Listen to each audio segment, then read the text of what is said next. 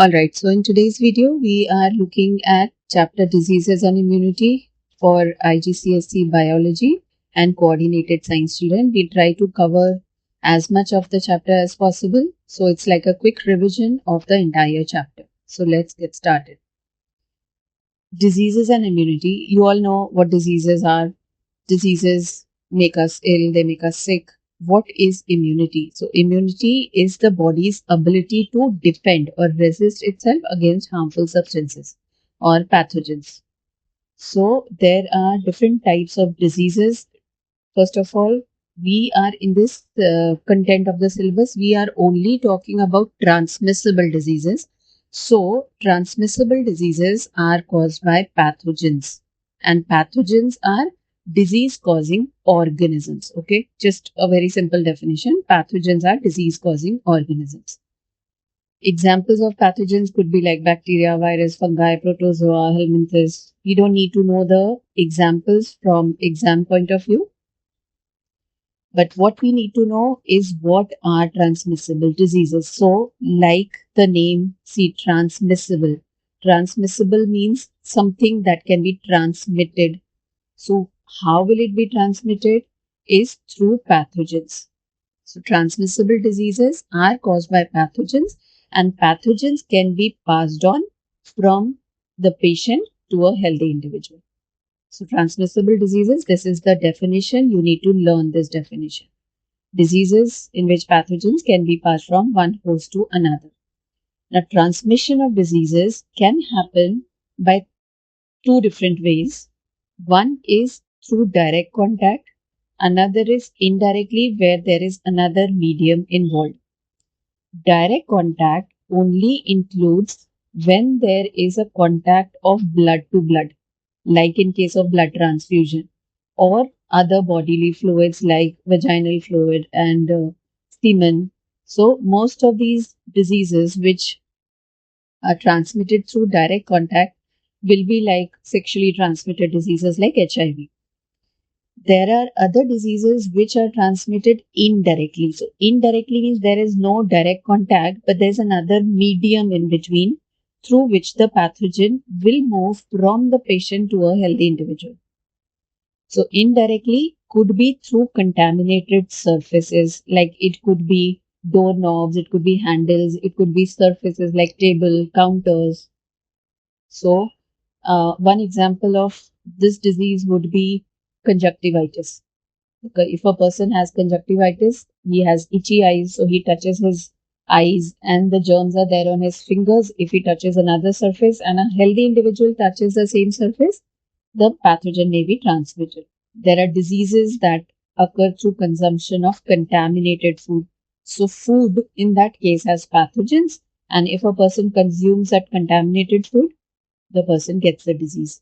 There are diseases that are transmitted through animals or insects like malaria, or there are diseases that can be transmitted through air like cold or COVID.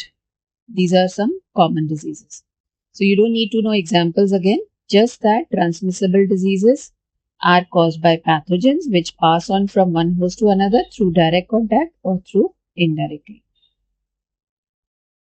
In order to avoid getting ill, our body has defenses. So there are three lines of defenses that we need to know. There are mechanical defenses, which are structures which are physically present, okay, which are already there, present in our body. So these mechanical barriers are skin, the largest organ which covers the entire body except for certain openings. So skin prevents the entry of pathogens.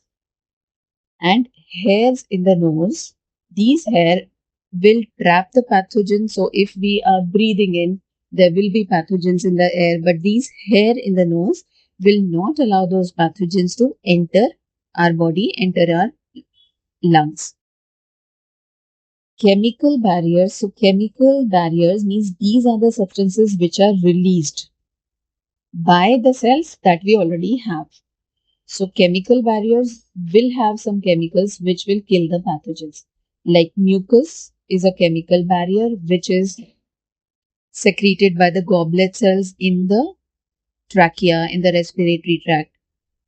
And if you remember, mucus is what traps the pathogen, right? And there's role of ciliated epithelial cells.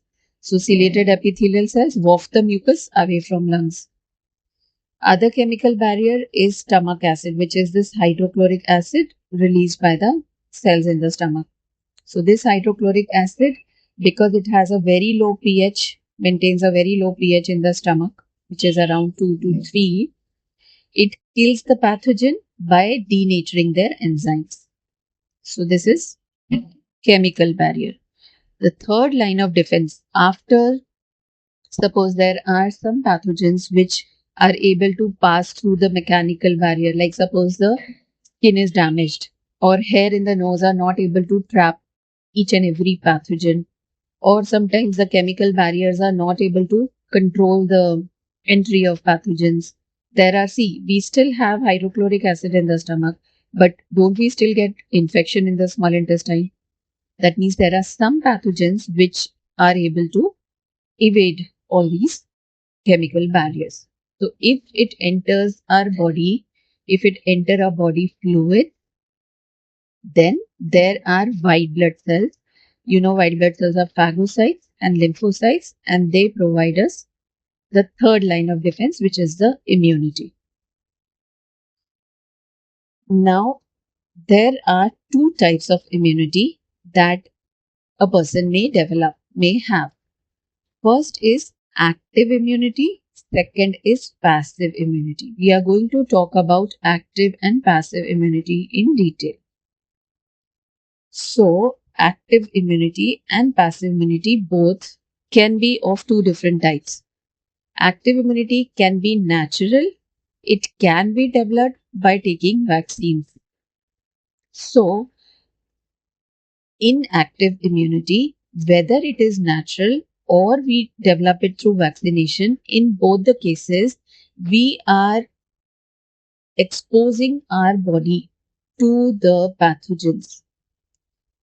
There may be pathogens may naturally enter our body through air or surfaces or food, or if that does not happen, we cannot wait for all the pathogens to naturally infect us and then develop the active immunity. So we take vaccines, which is where we purposely introduce the pathogens. But these pathogens are dead and weakened pathogens. Or sometimes they are just a part of the pathogen, which could be just the antigen. So we are purposely introducing this into our body so that our body will develop active immunity. So whether it is natural or through vaccination, the way our body will react will be same. So we will see how active immunity is developed. Now, passive immunity is when our body does not actually become capable of fighting with the pathogen for a long period of time, but when it is like a short-term immunity because we are taking antibodies from another individual. So we will talk about it in detail. Let's first see what is active immunity. So active immunity is defense against a pathogen by antibody production. Now, do you remember which are the cells that are involved in production of antibodies in our body? So these are lymphocytes. If you remember, lymphocytes are type of white blood cells which produce antibodies. So what happens in active immunity is when a pathogen enters our body, right? So it's gained by infection, which is the natural infection by a pathogen, or by vaccination. In both these cases, a pathogen enters our body. Now, when the pathogen enters our body, the lymphocytes are stimulated, and these lymphocytes start to produce antibodies. These antibodies then have their own mechanism that we will see here. So, what antibodies are? Antibodies are Y-shaped proteins. Okay, they are shaped like Y. But like you know, there are how we write Y in different fonts. So the shape of Y may be different, okay? It's like we don't need to know exactly how it is, but just remember that antibodies are Y-shaped proteins. They are proteins which are produced by lymphocytes, and antibodies are specific to a specific kind of pathogen. So, like you see in this diagram here, this is a pathogen. Let's suppose a virus or a bacteria or an allergen like a pollen. These things on the surface of the pathogen, these are called antigens. So, every pathogen has specific antigen on its surface. Every pathogen has these specific antigens on its surface. When this pathogen enters our body, it will stimulate the immune response, means lymphocytes are stimulated. Lymphocytes will recognize the shape of these antigen, the shape of the antigen, and they start to produce specific antibodies. Antibodies are specific. So, a specific antibody will have a shape complementary to the shape of the antigen. If you see this particular antigen here, has a shape which looks like complementary to this particular antibody. So, what you need to write? The word complementary. Antibodies are complementary in shape to the specific antigen. If the shape is complementary, then the antibody binds to the antigen. Now, when then binding takes place, there are two things the antibodies will do. First thing, it can cause direct destruction of the pathogen. So they can directly destroy.